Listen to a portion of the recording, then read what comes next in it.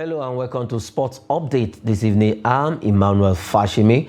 On Update, you're sure to get all the sporting updates all around the world, from Nigeria to other African countries and straight to Europe and every part of the world on Trust TV. Once more, welcome to the show Sports Update, and I will not be doing it alone. I have a regular, a friend and a brother all the way from Plateau State, Vom precisely, joining me. That is in the person of Michael Abba Idoko.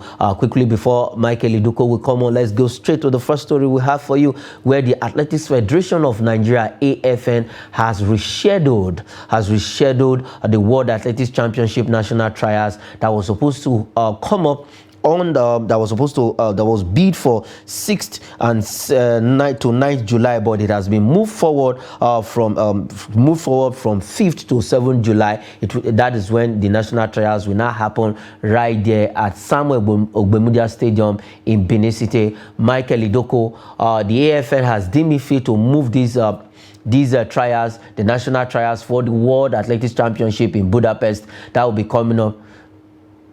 They have rescheduled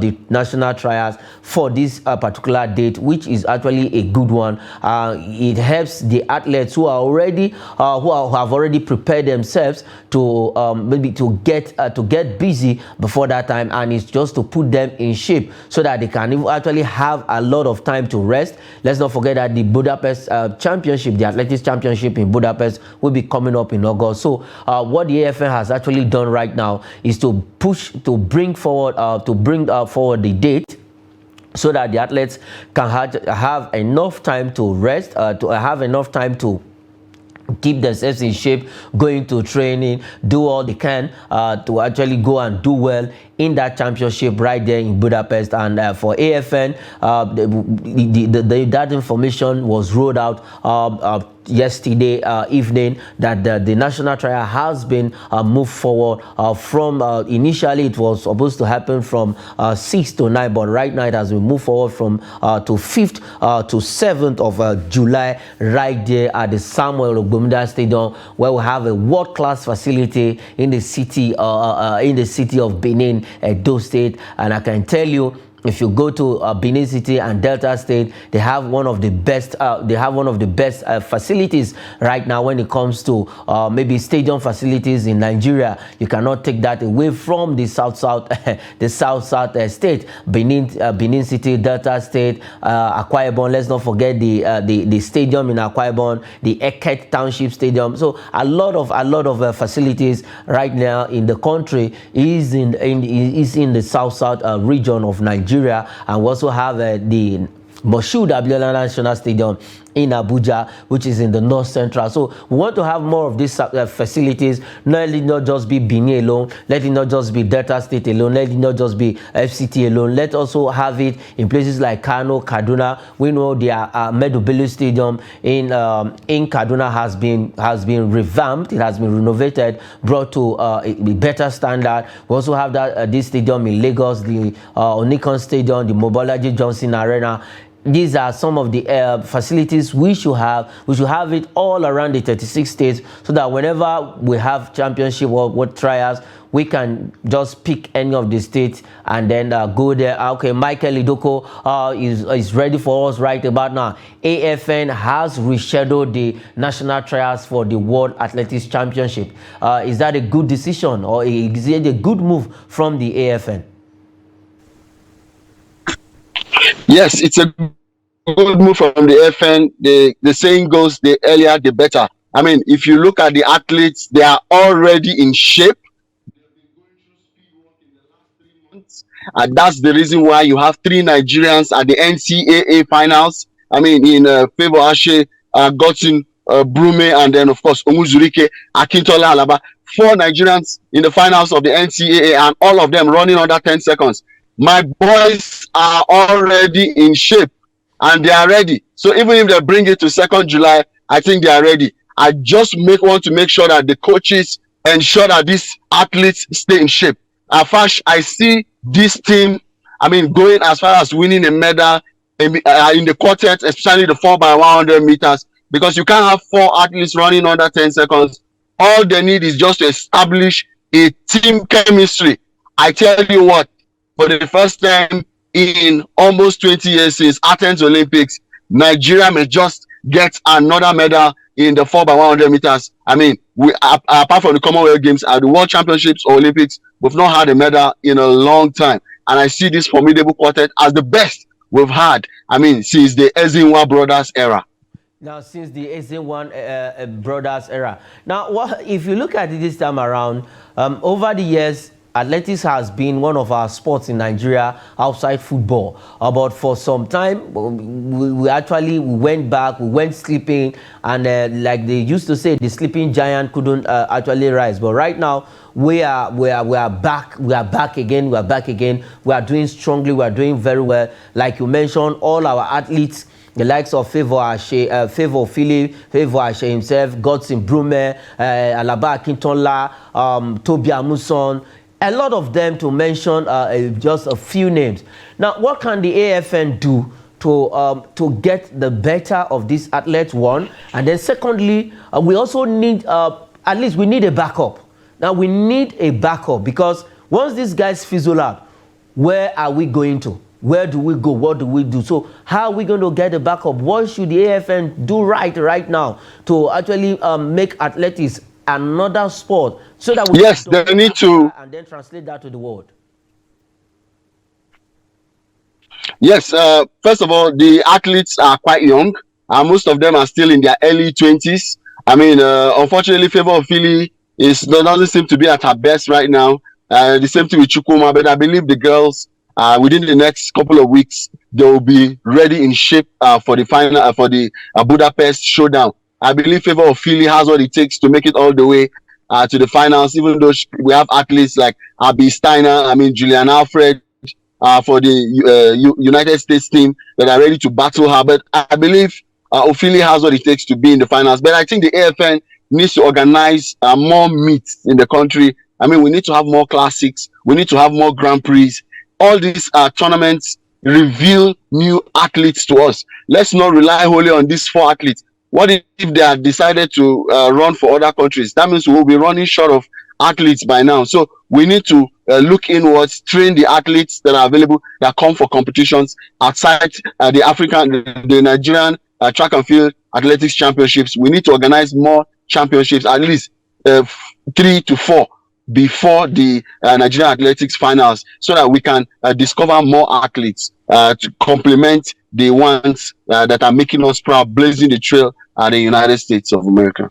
Blazing the trail at the United States of America, AFN, you've heard that from Michael Idoko. You just need to organize more classics so that we can discover athletes. If we can have 100, 200, 500, 1,000 athletes who are ready to don the colors of Nigeria, we will be happy if we have them and they dominate the world. Because America and Jamaica, they've dominated the world when it comes to the short distance races over the years. But Nigeria can also pull their own and can also pull weight when it comes to the 100 meter, 200 meter, 4x1, 100 meters relay race and what have you. But good one for the AFN who have actually deemed it fit to move this date forward to get all these athletes and see how we can do well. Come Budapest, I think I'm I'm confident. I have that faith that our Nigerian athletes in Budapest, Hungary will do well this time around, and probably we might be getting more than 3, 4, 5 medals in all of the sports that we'll be participating in the World Athletics Championship. Now let's move away from that story and head straight to the next story, where the World University Games right now, Nigeria may miss games that will be coming up in Chengdu, as it's called, China. Now why? Because of lack of funding. Now the NUGA, Nigerian University Games Association, has cried out because of paucity of fund. The trials went down right there in Benin City. That was a few weeks ago, where we actually got about more than 20-something athletes that will be representing our university at the World University Games. But right now, they've not gotten any penny from the federal government, from anywhere, to prepare these athletes, and we're just few, what is months? I think it's just a month in between. That is by August, this event will be coming up, but our athletes are not ready. What is going on? Yes, it's so unfortunate that the athletes are not ready. your information, I want you to know that my immediate younger brother, Enejo Abba, will be the coach for that's supposed to lead the Nigerian badminton team to the World University Games. Yes, he was a badminton champion for the country. I represented the country and different world championships in the past. Enejo Abba, my immediate younger brother, he is going to be the coach. He's part of the coaching team to the World University Games. It's unfortunate with the recurring decimal has reared its ugly head again. How can we say we don't have funding for sports? It simply means we're having poor management because we have an appropriation for sports at least every year in the budget. When you look into it, we are supposed to have an appropriation. And if we are not having any funding for World University Games, it is obvious that we have mismanaged our resources. But they need to think outside the box and find a way to ensure that these athletes attend the World University Games. We don't get that opportunity so off all the time. I think they need to go the extra mile to ensure that the athletes are well taken care of. Source for money. I mean, we have a new president, and he seems to be cerebral in his thinking, and I believe he should. One of his targets is to uplift Nigerian sports, and this is a time to do that. Just to ensure that we attend the World University Games, we should not give any reason for our absence in the name of subsidy. I believe the removal of subsidy should make available funds to fund their trip to World University Games. Bash. Yes, they should just make funds available for these guys because they are ready. I had a chit chat with one of our discourse through a lady who said she was actually throwing discourse for fun, but never knew she would be on the maybe she would be among the athletes that was selected to be going to be donning the Nigerians University Games color right there in Chengdu. And right now, paucity of funds is about to stop all of these athletes that have qualified to take part in the World University Games. We just hope and pray that Mr. President, in the person of Ahmed Bola Tinubu, comes to their aid, because there's no sports minister right now. So who do they cry to? Even though they go to the sports ministry to cry to the sports ministry right now, it's the PAMSEC that is there, and I believe the PAMSEC can do something. But let's see how it goes. Probably now they've cried out. I believe Nigerians have heard them. So something needs to be done urgently so that these guys will be at the World University Games right there. I think I was lucky to attend the trials of the World University Game in my heydays when I was in the university. Then I was the sport director, SUG sport director, but I couldn't make the cut. But so far so good. I think our students will do well. Just that the funds need to be available right now because they are actually prepared. Let's move away from that story and talk about women's football in Nigeria. Now, the NWFL has released the championship date, the kicks-off date, and then the venue. The venue is in Ikenne, Ogun State, and then the date has also been released where we are going to get teams that will be promoted to the NWFL proper, that is the senior women's league in the land, but the championship will be coming up right there in the city of Ikenne in Ogun State.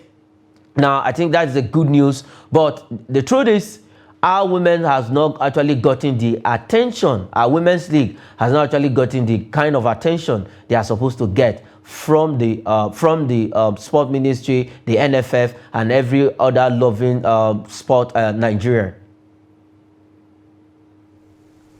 Yes, I mean, it's unfortunate the women have not really been given their flowers, maybe outside athletics. I think that it's only in athletics I know that they get the attention, the needed attention.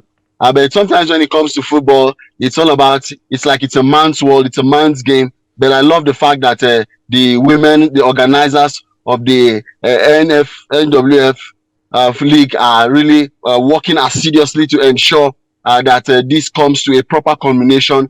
The draws will be on the 7th, and then we're going to have like 12 teams that will square up for this battle. I mean, we have Kwara ladies, we have Ekiti Queens, you have Sunshine Queens, Delta Babes, Moje Queens, amongst other teams. There are 12 teams in all. Of course, there will be match day 1. I think that should be on the 8th or so, and then it's going to be a series of 3-3 matches between Group A and Group B on a daily basis until process is completed. All to get to play the Nigerian Women Premier League. I see it as a good move. This is the kind of a grassroots move we need to ensure that we have a solid league at the top, so that we can see our women have a higher, what we call, comparative advantage. I mean, when the big games come calling. When the big games come calling, we just wish all of the likes of Ekiti Queens, Delta Babes, and the rest Sunshine Queens, we wish them well in that NWFS Championship that will be coming up in Ikenne. It's a good one. Let's see how it goes. Let's see the teams that will join others that still the likes of Bayelsa Queens, Delta Queens, Edo Queens, all the Queens, Conference Queens of Kogi. Let's see the teams that will be getting that promotion to join them in the incoming season. Let's move away from that story and head straight to Mauritius, where Nigerian Black Stallions finished second as the overall best team of the pre-Olympic qualifier. The first, you can see it on your screen, the first team there is Algeria that beat Nigeria in the final, 24-5. They beat us in the final. We have Algeria, Nigeria. Let's have the rankings. Let's have the rankings quickly. Let's have the rankings. Algeria coming first, Nigeria coming second, and we have Ivory Coast third. We have Ghana fourth. We have Mauritius fifth, and then Mauritius that hosted. We have Senegal, Egypt, Botswana, Cameroon, Burundi, Congo, and Lesotho. Nigeria actually playing all 6 games. They won 5 and lost 1, and that was in the final. But we have been ranked second in this pre-Olympic qualifier. The qualifier proper will be coming up in Zimbabwe by September. Yes, it's a good one. We have at least given a good account of ourselves, winning 5 of the 6 games thus far. I think it shows that we've been doing a couple of things right. We just need to focus and continue doing the right thing. Go back to the drawing board. Where did we miss it? What do we need to solidify? I think Nigeria is on the right footing for these qualifiers, and I think we just need to sit back and ensure that we have a conclusive finishing so that we can make the country proud. We can make the country proud. Now, let's talk about this rugby, the sports of rugby. You know what rugby is all about. You know how the players are built. They look very, very big, strong, with muscles all around. Now, for the sports rugby, good one for Nigerians. This is not a sport that we've talked about how many sports on this show that are not that popular. But now, rugby game. How can we do to, because rugby is one of good sports, because if you talk about rugby in Africa, you mention South Africa first, you call Zimbabwe and the rest of them, but Nigeria is trying to hold his own. And now, how can we actually, because all of the players that went to Mauritius, all of them are foreign based, apart from two home-based players that joined that team. But how can we make this sport an acceptable one in Nigeria? Yes, Nigeria, we have a numeric advantage. I mean, if a country like South Africa can dominate the rugby scene, why can't Nigeria do the same? If you look at the physical attributes, Nigerians should be at top of the rugby standings, because we have more physically gifted individuals. We have the numbers. We have the comparative advantage when it comes to people who are interested in making breakthrough in sports. It's unfortunate most of our athletes, most of our rugby players, are based abroad. First of all, that rugby game is not one game that Nigerians embrace a lot, especially for the fact that it's a serious contact sport. The closest thing to boxing, or you don't see too many people show interest in such a sport. But I tell you what, when it comes to Nigeria, we can do everything. Nigeria is I can do all things to he who strengthens me. Nigerians will embrace rugby if the platform is created, if the opportunity is given. If we can have rugby stadiums around the nation, 36 states, Nigeria will dominate the sports of rugby. But at the moment, there is no approach, there is no serious move by the Sports Federation to make sure that rugby gets embraced. The wide publicity has not really been given. That's why rugby is still down in Nigeria. But South Africa and Zimbabwe, of course, it looks like a Southern African sport. They are the ones dominating rugby right now. But if Nigeria can pay attention, I think we will just surpass South Africa in years to come. We'll just surpass South Africa. I love that word, in years to come, because they are far, far ahead when it comes to the rugby. They've won the rugby. They won the World Cup, that is the Rugby World Cup in 2019. They also defended that title. So it's a very big one. It's a good sport. If we can have a rugby stadium that is talking about facilities all around the 36 states, not just we have in Benin. We also have in Delta State at the just last concluded National Sports Festival. I think those are the two places that have a word. Then in Sokoto, where rugby sport is actually accepted. Now we need to do more in that aspect, because Nigeria is a country that is full of talent. Like you said, Nigeria is a country that a place where you say, I can do it all through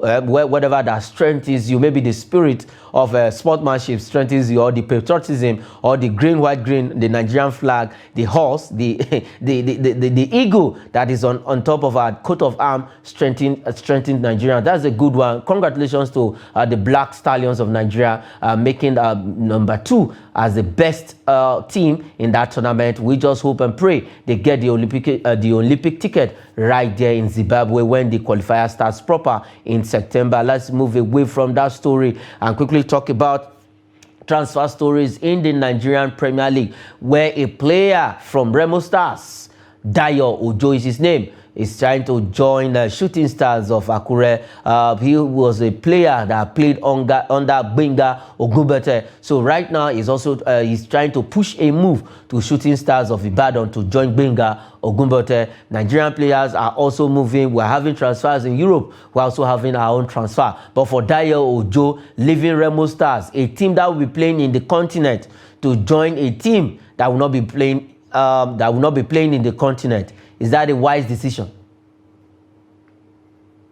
Of course, it's not a wise decision. I mean, if you hear Dayo Ojo, what comes to your mind is, he was kidnapped 3 years ago, and the kidnappers demanded for about 20 million naira. But we are happy that he got out of the Lions den, and of course, he's back to winning ways, playing for Remo Stars, one of the most organized teams in Nigeria. I mean, it's a team that goes via flight to every match day fixture, go fresh and refreshed. I mean, who would want to leave such comfort? I mean, for a 3SC that is struggling to stay afloat, I don't think it's a very good move. Probably because he played for them in a couple of years back. He felt maybe sympathetically driven, I mean, to go back, should I say, to his home.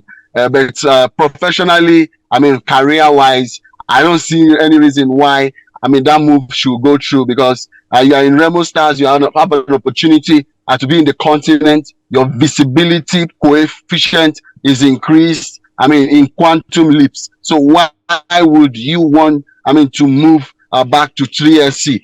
I would advise Ojo to maintain status quo where he is, if they can extend his contract. Yes, to maintain status quo where he is. That is, if he can remain in Remo Stars, and to see, because Remo Stars will be playing in the continent and joining Shooting Stars. Maybe it is because of his personal relationship with Gbenga Ogunbete. He has actually played for this man previously, and he wants to play for him again. Probably they want to help each other and bring Shooting Stars of Ibadan to the continent, or probably win the Nigerian Premier League, as would be called from next season. Well, it's not left for Dayo Ojo to make that decision. And quickly, before we go on the show, let's talk about the last transfer we have for you. Right now, we're heading straight to Europe, where Liverpool is ready to battle Real Madrid for the signature of the hottest player right now, one of the hottest player right now in the world and in Europe, Kylian Mbappe. Now, Liverpool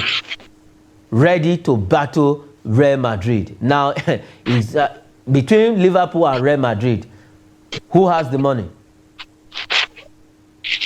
Yeah, of course. Real Madrid is the #1 team on planet Earth. Kylian Mbappe has been the brightest prospect in the last 3 years, I mean, on the world continent. If you look at his take-home salary, you're looking at 1 million per week. How many teams can afford 1 million per week? I believe Liverpool, John Henry and the rest have the wherewithal, I mean, to cater for his expenses. But I tell you what, nobody will have an opportunity to go to Real Madrid and decide to pick Liverpool instead. I don't see that happening. Mbappe himself is arguably the best player in the world. He showed it in the World Cup by bagging 7 goals. We saw him go head to head with his teammate Lionel Messi. I mean, Kylian Mbappe is Real Madrid bound. I don't think it's even an argument. Liverpool should not just make that dream. Yes, they may want to win UCL, they may want to come back to winning ways because of the lackluster season they've had. But I tell you what, Kylian Mbappe is the most expensive player in the world, and I don't think the most expensive player will want to wear a red jersey, but he will prefer to wear a wild white jersey. Yes, I think Kylian is more real than Liverpool. More real than Liverpool. But if Liverpool have the metal, the power, the money, but let's look at this way. Outside maybe having the money or whatever, or the strength to actually acquire his services. But the player, the caliber of Kylian Mbappe, let's look at the way Liverpool play. Is he going to fit into that team? He may fit in, but you have Mo Salah to battle with. Mo Salah will want to show that I'm the leader here, and Kylian will want to show that I've been the best player in the world in the last 2 years. I mean, I played with Neymar, I played with Messi. Who are you, Mo Salah? I mean, Mo Salah would like to let him know that I am the sheriff here, and Kylian will want to let him know that I'm the new sheriff in town. I really don't see him. I mean, I don't see harmony.